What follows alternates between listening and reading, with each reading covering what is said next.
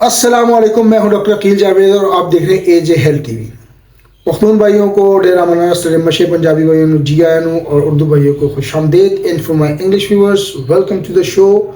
आज का हमारा मौजू जो है वो बेसिकली है आजकल के पॉलिटिकल हालात, जहनी मरीज। इंतहाई अहम मौजू है और सोशल मीडिया पे भरमार है। सियासतदान एक दूसरे के गिरेबानों तक उनके हाथ पहुंचे हुए हैं और कोई किसी को जहनी मरीज कह रहा है और कोई किसी को। बिल्कुल हम इस वीडियो में किसी का नाम नहीं लेंगे, लेकिन इस सोशल मीडिया के दौर में आप समझ सकते हैं क्या हो रहा है क्या नहीं हो रहा। तो इस मसले को तफसील से बयान करेंगे कि जहनी मरीज की आखिर निशानियां होती क्या हैं, जहनी मरीज कहते किसे हैं और उसकी अलामात क्या है, निशानियां क्या हैं, उसके साइंस कौन से हैं और कॉम्प्लिकेशंस क्या हो सकती हैं। और फिर होम्योपैथी में इस मसले को समझ के इसकी होम्योपैथिक मेडिसिन पे इंशाल्लाह बात करेंगे। मेरे साथ बने रहिए। मैं हूं डॉक्टर अकील। एजे हेल्थ टीवी के नाम से हमारा यूट्यूब चैनल है, इसको सब्सक्राइब कर दें और ताकि आपको हमारे नोटिफिकेशन मिलते रहें। इसके अलावा बहुत सारी हेल्थ से रिलेटेड वीडियोस हमारे चैनल पे मौजूद हैं।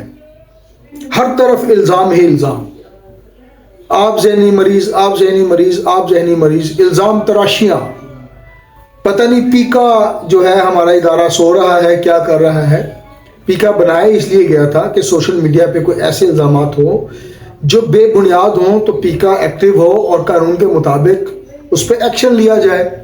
क्योंकि ज़ाहिर डिफेम तो XYZ कोई भी हो वो किया जा रहा है, तो इस डिफेमेशन के लिए पीका को आना चाहिए। तो ये मुल्क भी हमारा, ये सियासतदान भी हमारे, ये मुल्क है तो पॉलिटिक्स भी है, सियासतदान भी हैं, मैं भी हूँ, डॉक्टर भी हैं, आप भी हैं, सारे लोग हैं। इसी मुल्क में हमने जीना है, इसी मुल्क में हमने मरना है। तो ये इल्ज़ामात हकीकत पे मबनी है नहीं है, मेरा इससे कोई लेना देना नहीं है। मैं होम्योपैथिक डॉक्टर्स के लिए, जो जूनियर डॉक्टर्स हैं या स्टूडेंट्स हैं, उनके लिए प्रोग्राम है। तो अगर किसी पेशेंट को कोई मसला हो तो वो अपने मौलवी से रब्ता कर सकता है और इंशाल्लाह इस वीडियो को देखने के बाद आप समझ पाएंगे कि ये मौजू क्या है और हमें किस तरफ जाना चाहिए। तो सबसे पहले बात करते हैं कि वजूहात, कॉजेज। अगर कोई खुदा न खासा जहनी मरीज हो जाए, जाहिर है ये नर्वस सिस्टम का डिसऑर्डर होता है, तो इसके अवामिल क्या हो सकते हैं, कॉज क्या हो सकते हैं। तो जहनी मरीज में जो पहला अवामिल या अमल होता है वो जिनियाती डिसऑर्डर्स, यानी कि उसके जीन्स में वो शामिल होता है, माहौल का असर होता है और ज़िंदगी के सदमे, इसमें बहुत सारी चीज़ें शामिल होती हैं। जब लोग पागल होते हैं या जहनी मरीज होते हैं तो कुछ दुख, ग्रीफ या उसके जेनेटिक्स में ऐसा सिलसिला होता है। पाकिस्तान में देखें तो रोज़मर्रा ज़िंदगी में सियासी बदअमनी, माशरती बहरान, स्ट्रेस, बिजली के बिल, सुई गैस के बिल, पानी का बहरान, एक दूसरे का गिरेबान और एक दूसरे का हाथ, ज़हनी सुकून मुतासिर है। तो ऐसे हालात में जाहिर है कोई मेंटल प्रेशर बढ़ते हैं और जब मेंटल प्रेशर बढ़ते हैं तो उसमें फिर जो हमारा जो सेंट्रल नर्वस सिस्टम है वो, उसके जो खुलिये हैं वो बिगड़ जाते हैं, या न्यूरॉन्स जो हैं उसमें एक हलचल मच जाता है और फिर ज़ाहिर है बंदे को एक जहनी मरीज़ हम उसको कह सकते हैं। तो ये वजूहात हो सकती हैं। अच्छा, डायग्नोसिस जो है, सबसे पहले डायग्नोसिस बहुत ज़रूरी है कि अगर खुदा न खास्ता कोई वाकई जहनी मरीज़ है, इल्ज़ाम तो दफ़ा करें, इल्ज़ाम तराशी नहीं करनी चाहिए। वो तो खैर पीका उसको देख सकता है, पीका ऑर्डिनेंस मौजूद है या कानून मौजूद है। तो हमें टेस्ट कौन से करवाने चाहिए कि हम समझ सकें कि वाकई कोई इंसान जहनी मरीज़ है या नहीं है। तो सबसे पहले दिमाग का टेस्ट, इसको हम MRI कहते हैं, या CT स्कैन करवाना चाहिए ताकि मालूम हो सके कि दिमाग में कोई साख्त, उसकी बनावट में कोई मसला तो नहीं आ गया। तो ये हमें लाजमी करवाना चाहिए।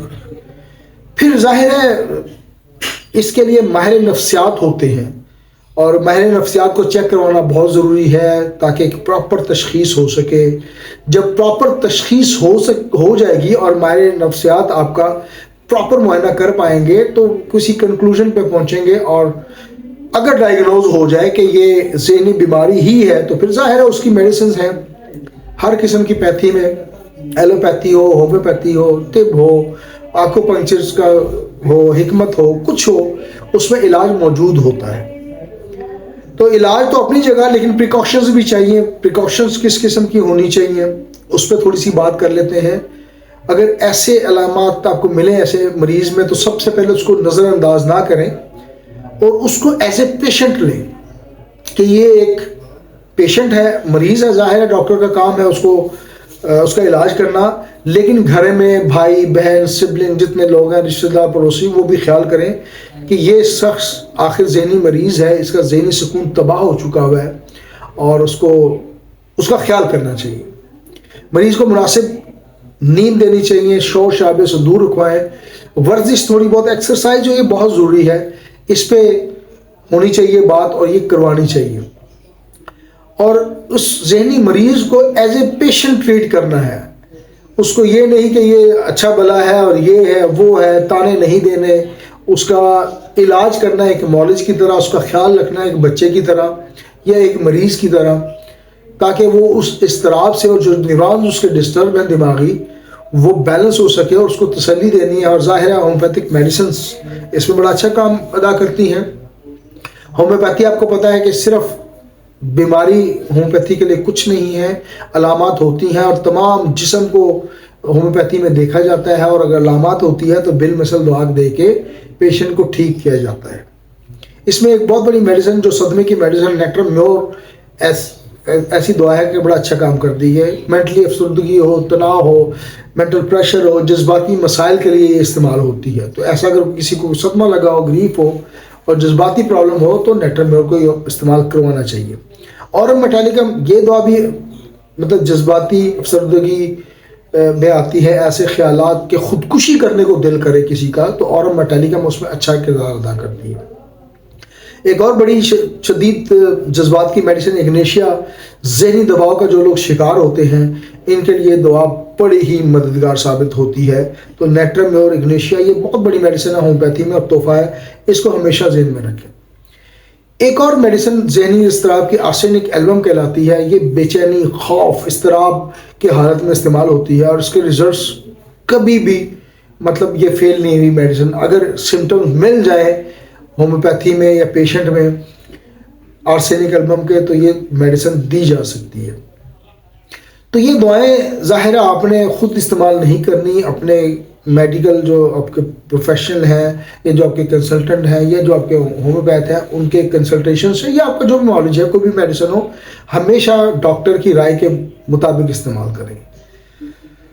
تو تھوڑی سی اس کو تفصیل سے بیان کرتے ہیں کہ ذہنی حالت میں ہوتا کیا ہے۔ ہارمونز ظاہر ہے اس میں انوالو ہوتے ہیں، ہارمونز کا بھی اثر ہوتا ہے۔ مطلب سیروٹونن ایک ہارمون ہے، یہ ڈسٹرب ہو جائے تو پرابلم ہوتی ہے۔ ڈوپامین ایک ہارمون ہے، یہ اگر ڈسٹرب ہو جائے تو دماغ میں خلل پیدا ہوتا ہے، اور یہ ڈوپامین خوشی کا بیسکلی ہارمون کہلاتا ہے۔ اور یہ جو نشے کے لوگ یہ چرس وغیرہ استعمال کرتے ہیں بیسکلی ڈوپامین اس میں مقدار میں زیادہ ہوتا ہے، تو اس میں وہ جبلیشن آ جاتی ہے اور اپنے آپ کو وہ بادشاہ سمجھتے ہیں۔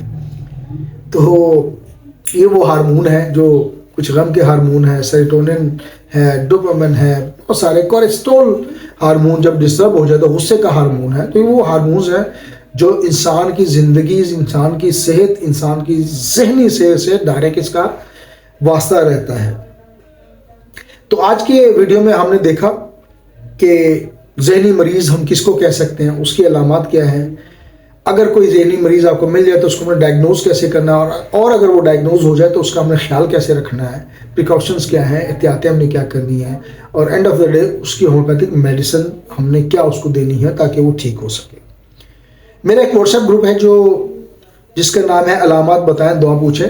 نام سے ظاہر ہے کہ اگر آپ ہمیں واٹس ایپ کر دیں گے 0322441640 پہ تو ہم آپ کو اس واٹس ایپ گروپ کا حصہ بنا دیں گے، اور اس میں اپنی آپ علامات بتائیں گے، ہم آپ کو اس کی میڈیسن بتائیں گے۔ تو دعا میں یاد رکھیں، this is the time to sign off. می doctor Aqeel Javed is signing off. Dr. Aqeel Javed from Lahore, Pakistan. Thank you very much for watching my video. Allah Hafiz.